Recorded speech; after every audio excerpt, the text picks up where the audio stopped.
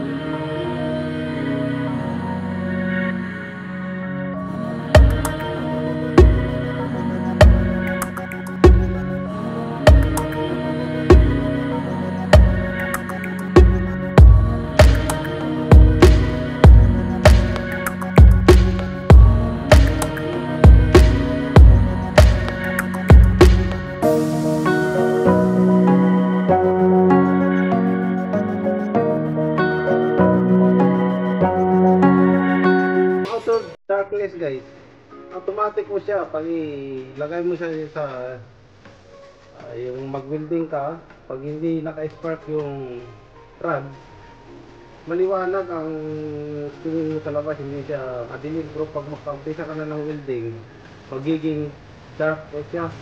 Magiging dark po yung labas sa screen.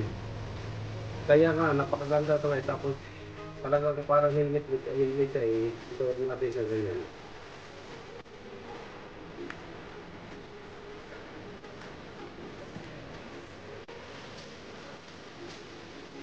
Yan, napakaganda to guys. Sa baka gusto magkaroon ng welding at saka gawa ng welding. So yung maganda bilhin nyo yung shield. Kasi mismo, para pa siyang helmet. Saka hindi natin malangsak yung usok galing sa welding. Napakaganda to guys. Auto darkness po siya. Yan. Ito ba, hindi ako nagpo-promote sa mga product at sa akin, yung pinapakita ko lang yung bago talaga na maganda na gamitin yung welding. Yan. Hindi ko ba. Ito, nabili ko po ito online sa Shopee. Marami naman sa Shopee. Pag tinitinin lang kayo dyan. Yan. Dito ba?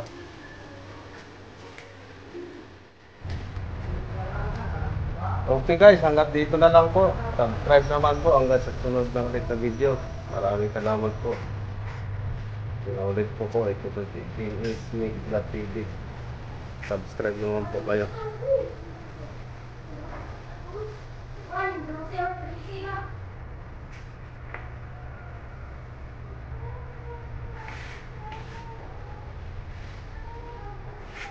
Naaga pa.